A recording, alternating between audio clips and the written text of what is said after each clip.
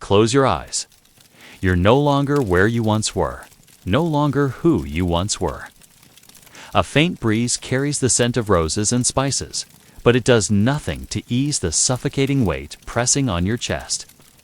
You open your eyes, and before you are walls of shimmering marble, crimson silk curtains swaying gently in the dim glow of oil lamps. This is the harem, the secret heart of the Topkapi Palace, the epicenter of power in the Ottoman Empire. But don't be fooled by its beauty. You are not a guest, not a prince, not even a free man. You are a concubinessa, male concubine, a slave chosen for your beauty, your voice, or some rare talent. You're only 16 years old, but your youth no longer belongs to you. Today, you'll learn why surviving a single day here is nearly impossible. A distant bronze bell tolls. It sounds sharp as a blade slicing through the morning mist. It's the signal for a new day, but not your day. You awaken on a silk mattress, embroidered with intricate patterns, so soft it feels like it could swallow you whole. But this luxury is a facade. You're in a small room with no windows, no escape. The stone walls carved with ornate designs are no different from prison bars. Every entrance is guarded by eunuchs, their cold, stone-like eyes piercing through. You, as if they can read every rebellious thought in your mind. You want to sit up, to breathe fresh air, to recall the scent of your homeland's earth, your mother's laughter, or anything from your past. But no, all you have is this room, and it is your cage. You have no choice in how you wake, how you dress, or even how you breathe. Everything follows the harem's strict rules, enforced by ruthless eunuchs and stern female overseers. A young maid, her eyes lowered, brings a silver tray with rose water for you to wash your face. The water is cool and fragrant, but its smoothness feels artificial, as if it's not meant to cleanse you, but to mask the smell of sweat and fear. You're dressed in a deep green silk robe, light as a cloud, yet it weighs heavily on your shoulders, a reminder that this body is no longer yours. Every step, every movement must be graceful, perfect, like a choreographed dance. A single misstep, errant glance, a bow not low enough could lead to a whip slash, or worse, the master's indifference. Your mind reels.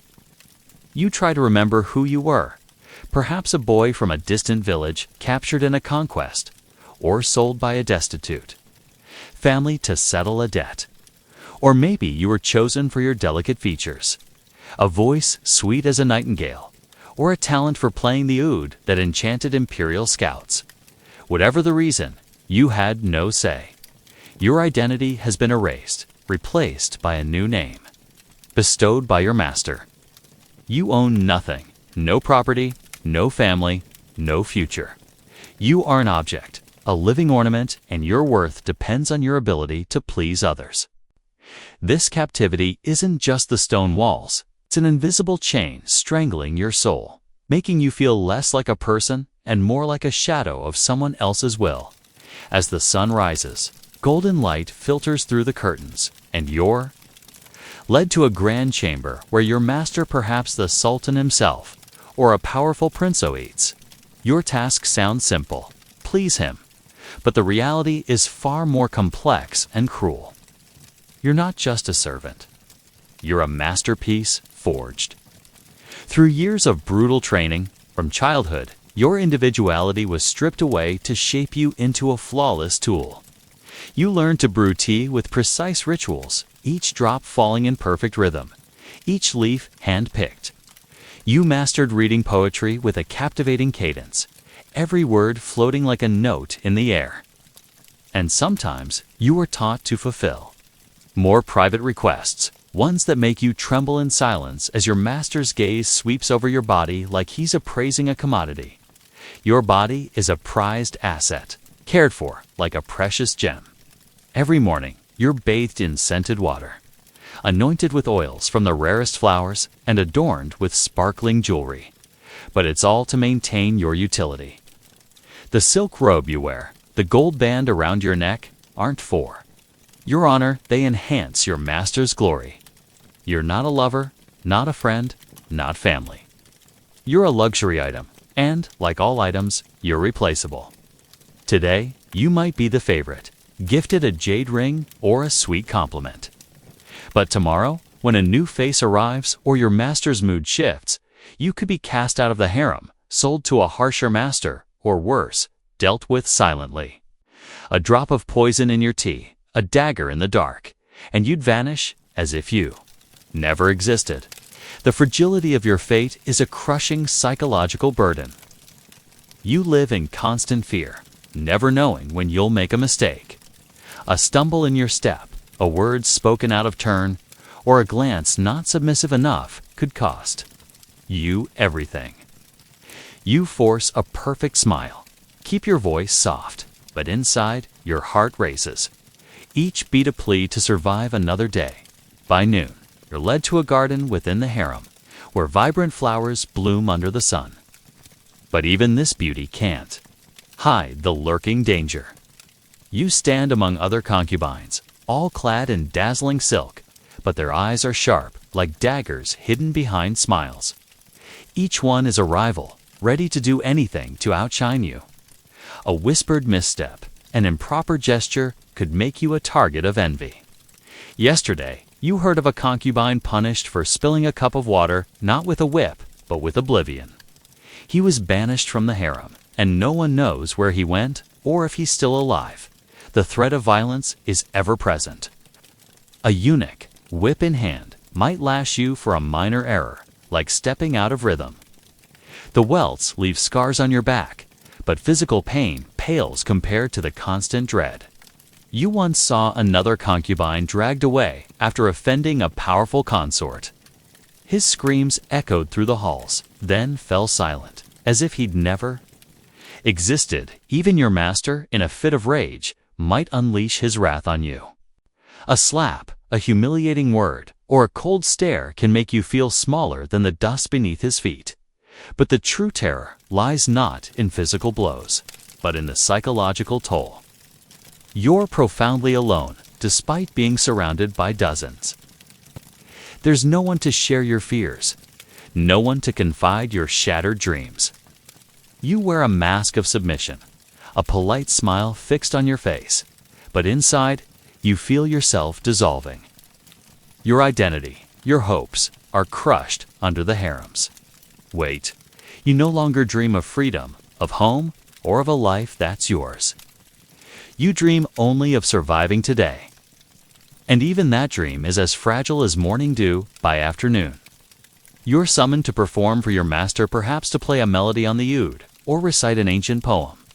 This is your chance to shine, to earn his attention. But as you step into the opulent chamber, with its Persian rugs and glittering chandeliers, you feel the eyes of other concubines. They stand behind you, their smiles masking envy. Each one wants to be chosen, rewarded, remembered. A kind word from the master could bring privilege, a finer robe, a better meal, or a fleeting moment of feeling significant. But a frown, a cold glance, could plunge you into despair. Competition in the harem is a sharp blade hidden beneath soft silk. Another concubine, with a face carved like a statue, might whisper a slander to a eunuch, branding you a traitor. An anonymous letter, a poisoned gift, or a cleverly spread rumor could turn you into a scapegoat in power struggles you don't even understand. You're a pawn in the games of consorts, eunuchs, and rival factions, all willing to sacrifice you for their gain. You have no voice, no right to defend yourself. When an accusation arises, you can only bow your head and hope the master's favor outweighs the truth. The sultan's favor is the most fragile commodity in the harem. It arrives like a breeze, bringing hope and hollow promises. But it vanishes faster than a blink. You've seen a favored concubine, gifted a gold-embroidered robe and a seat near the sultan, only to disappear a week later without explanation or farewell. No one dares ask where he went. No one dares speak. His name, he became a chilling void, a warning to all who remain. Never believe you're safe. As night falls, you return to your room, exhausted and trembling. You fulfilled today's duties you performed. You bowed, you smiled, you survived. But as you lie on the silk mattress, your heart feels heavy. There's no joy, no hope. Only emptiness, as if a part of you has been devoured by the harem. You close your eyes, trying to recall your mother's face. The sound of waves in your homeland, or anything that belongs to the person you once were. But they're just faint fragments, buried under the palace's silk and gold. You didn't survive this day because you're strong. You survived because you had no choice. But survival comes at a cost. Your soul is caged, your identity erased. Your future a fog with no escape. The harem, for all its dazzling beauty, is a machine that crushes souls, turning vibrant young men into hollow shadows. A day in the life of a male concubine isn't a day lived, it's a day you fight to avoid. Complete destruction. And as you drift into sleep, you can only pray that tomorrow you'll have the strength to endure once more. Now, open your eyes. You're no longer in the harem.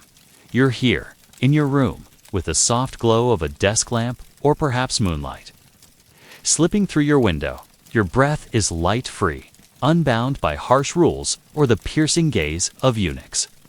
But this story of the male concubine isn't just a slice of history, a tragedy of forgotten souls in an Ottoman palace.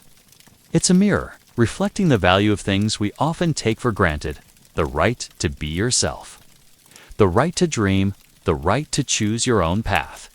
Imagine a day when you can't speak your mind, can't go where you want, can't love or rage without fear of consequence. That was the life of the concubine, trapped in a gilded cage where everything sparkled, but nothing was real. You, right now, can stand up, open a door, and step into the world, a world that's not perfect, but one where you can fail, learn, and grow on your own terms. You can write a story, paint a picture, or simply text a friend to share a joy or sorrow. Those small moments of freedom are what the concubine in the harem could only dream of. This story isn't just about the harshness of the past. It's a reminder of human resilience. Despite captivity, despite losing their identity, those concubines still found ways to survive, clinging to fragments of themselves in broken dreams. And you, with all the opportunities of the modern world, can do so much more. You can turn pain into art, like Frida Kahlo did in her darkest days. You can turn dreams into reality, like Catherine the Great, who defied limits to shape an empire. Most importantly, you can live a life that belongs to you. So, as you close this story, carry one thing with you: gratitude for your freedom, however small or vast. The next time you feel trapped, think of the concubine in the harem, fighting to survive each day, not for hope, but because he had no other choice. You have choices, you have a voice, and you have the power to make your life a story worth telling. Step outside, take a deep breath, and write the next chapter of your own, not in a gilded cage, but in the wide open world where you truly belong. Story 2. A day in the life of a eunuch in the Ottoman harem. Power in a broken body. Close your eyes. The world you knew is gone, and so is the boy you once were. The air is thick with the scent of jasmine and burning oud, a heavy perfume that clings to your skin like a second shadow. You open your eyes to the marble corridors of the Topkapi Palace, where golden light dances on intricate tiles and silk curtains whisper secrets with every breeze. This is the harem, the hidden heart of the Ottoman Empire, a place of beauty and treachery. But you are no prince, no concubine, no honored guest. You are a eunuch, a guardian of this gilded prison, your body altered forever to serve its masters. At 16, you are both powerful and powerless, a paradox wrapped in silk. Your life a tightrope walk between influence and oblivion. Today, you'll discover why surviving a single day as a eunuch in the harem is a battle that scars both body and soul. The first light of dawn creeps through the latticed windows, but it brings no warmth. A sharp clap from the chief eunuch's hands jolts you awake, the sound echoing like a whip's crack in the small, stone-walled chamber you share with other eunuchs. Your bed is a thin mat on the floor, a far cry from the silk cushions of the concubines, but a step above the straw of a common slave. You rise, your body stiff, the ache in your bones a constant reminder of the surgery that stole your manhood years ago. The pain has faded, but the memory lingers, a knife, a scream, a darkness that swallowed your past. You were a boy from a distant Balkan village, taken in a raid, or perhaps sold by a desperate father. It doesn't matter now. Your name, your family, your future, they were cut away with the same blade that made you what you are. You dress quickly, in a plain but finely woven robe, its deep blue fabric marking your status as a harem servant. The chief eunuch, a towering figure with eyes like polished obsidian, inspects you with a glance that could freeze blood. Your role is clear: enforce the harem's rules, guard its secrets, and serve its masters. But unlike the concubines, whose beauty is their currency, your power comes from your invisibility. You are neither man nor woman, neither slave nor free, a shadow who moves unseen, yet sees all. The harem's walls are your world, and its rules are your gospel. You cannot love, cannot dream, cannot escape. Every step you take is watched, every word you speak weighed.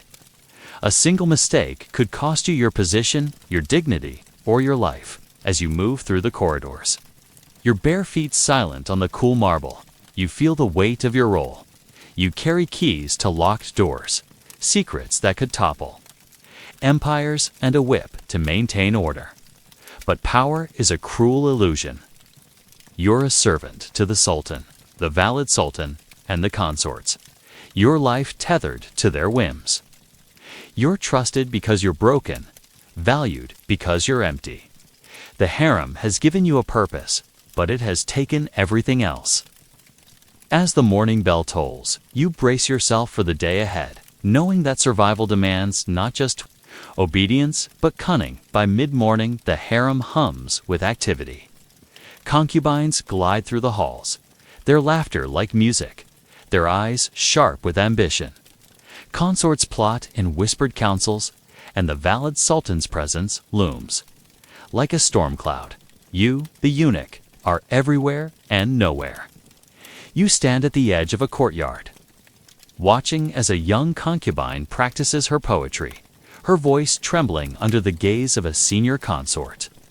Your job is to ensure she follows protocol, but your true task is to listen. Every word, every glance, every hesitation is a piece of the harem's puzzle, and you are its silent collector. You've learned to read the unspoken language of power. A consort's smile might hide a plan to poison a rival's tea. A concubine's nervous fidget could betray a forbidden letter slipped to a messenger. You report these whispers to the chief eunuch, who decides their fate. Last week, you overheard a plot to frame a concubine for theft scheme, orchestrated by a jealous rival. Your report led to her exile, her tearful pleas echoing in your ears long after she was gone. You didn't feel guilt, only relief. In the harem, loyalty is survival, and you've learned to choose your allies carefully. But trust is a dangerous game. The consorts court you with gift sweetmeats. A silver ring, a promise of favor fuel carry their messages or turn a blind eye. The chief eunuch watches you, testing your loyalty, ready to replace you with a younger, hungrier eunuch if you falter. Even your fellow eunuchs are rivals, each vying for a higher position, a better room, a sliver of the sultan's trust. Seen what happens to those who misstep? A eunuch named Ali, once the chief's favorite, was caught accepting a bribe from a consort. He was whipped until his back was raw, then sent to a remote fortress, his name erased from the harem's records. His fate haunts you as you move through your duties, your heart pounding with every choice you make. Your power is real. You can open doors, deliver punishments, or sway a consort's fate with a single word. But it's a borrowed power, fragile as glass. One wrong move, one misplaced trust, and you could be the next to vanish. You clutch the keys at your waist, their cold metal a reminder of the chains that bind you. Even as you wield them, as the sun climbs higher, you're summoned to the harem's inner chambers, where the air grows thick with tension. A concubine has broken a rule. She spoke to a male servant without permission, a breach that could spark rumors of disloyalty. The chief eunuch hands you the whip, its leather worn from use, and orders you to deliver 10 lashes. Your stomach churns, but you obey. The concubine's cries pierce the silence, each one a dagger in your chest. You've seen this before, punishments meant to break spirits, not just bodies. Last month, a consort was flogged for whispering secrets to a visiting noble. Her screams filled the harem, a warning to all who heard. You wield the whip, but you feel its sting too, knowing you're as much a tool as the leather in your hand. Violence is the harem's heartbeat. You've witnessed executions carried out in the dead of night, consorts sewn into silk sacks and cast into the Bosporus, their muffled screams swallowed by the waves. You've seen concubines poisoned, their lips turning blue as they collapse, victims of a rival's ambition. The story of Sultan Ibrahim's purge still lingers in the harem's halls, when hundreds of women were drowned on a whim, their bodies sinking beneath a sea's dark surface. As a eunuch, you're both enforcer and potential victim. A misstep could see you on the receiving end of the whip, or worse, facing the same silent death you've delivered to others. You learn to live with this duality. You carry out orders, your face a mask of indifference, but at night the screams haunt your dreams. You're feared by the concubines, respected by the consorts, but never loved. Your broken body makes you safe to the harem's rulers, but it also makes you expendable. Every lash you deliver, every secret you keep, binds you tighter to this world of blood and silk. You wonder if you're still human, or if the knife that made you a eunuch cut away your soul as well. By evening, you stand in the harem's grand hall, where a feast is held for a visiting dignitary. The tables are laden with delicacies roasted, peacock, honeyed almonds, wine sparkling like rubies in crystal goblets. The sultan sits at the center, his consorts arrayed like jewels, their laughter a delicate performance. You stand in the shadows, ensuring every detail is perfect, from the placement of the silver trays to the silence of the servants. The hall gleams with opulence, gold-embroidered tapestries, chandeliers dripping with pearls, mosaics that shimmer like a starry sky. To an outsider, this is paradise, a vision of wealth and power. But you see the truth beneath the shine. The feast masks a brutal reality. The concubines who serve the wine tremble, knowing a single spill could earn them a beating. The consorts, draped in jewels-worth kingdoms, hide their fear of falling out of favor. The sultan's smile is a blade, ready to cut down anyone who displeases him. You, the eunuch, are part of this illusion. Your blue robe, a symbol of order. Your presence, a reminder of control. But you know the cost. The gold that gilds the walls was bought with blood taxes from conquered lands. Lives lost in wars, souls broken in the harem. The food on the table comes from villages where peasants starve, their crops seized for the sultan's pleasure. The beauty of the harem is a lie, built on the suffering of those who serve it. You think of the medieval courts of Europe, where lords feasted while serfs toiled in mud, their lives as disposable as yours. The Ottoman harem is no different. Its grandeur is a mask, its luxury a chain. You're surrounded by beauty, but it's a beauty that consumes. The roses in the garden bloom over graves, the silk curtains hide scars, and the laughter echoes with fear. You're both prisoner and jailer, trapped in a palace that shines like a jewel. Now, take a deep breath and open your eyes. The marble. Halls the scent of oud. The weight of the whip in your hand, they fade like a dream. You're back in your world, where the soft hum of a fan or the gentle rustle of leaves outside your window greets you. The harem's chains no longer bind you, and the screams of its victims no longer echo in your ears. But the story of the eunuch isn't just a shadow cast by a distant empire. It's a testament to the unbreakable spark of humanity, even in the darkest of cages. The eunuch, stripped of his body, his name, his dreams, still found ways to endure through cunning, through silence, through the tiniest acts of defiance that whispered, "I am still here." Think of what it means to live without a voice, to carry the weight of others' secrets while burying your own, to be both feared and disposable. The eunuch's life was a crucible, forging strength from suffering, purpose from pain. Now, look at your own life. You have what he could only imagine: the freedom to speak your truth, to chase your passions, to stumble and rise without fear of a whip or a silent death. Every choice you make, whether to write a story, to love fiercely, to stand up for what you believe, is a privilege the eunuch could never claim. Yet, like him, you carry your own burdens, your own scars. Whether they're visible or hidden deep within, this story is more than a glimpse into a brutal past. It's a call to recognize the resilience that lives in all of us. The eunuch survived. Not because he was whole, but because he refused to let his brokenness define him. You too can take your wounds and weave them into something beautiful. Like Frida Kahlo, who painted her pain into a legacy that still burns bright.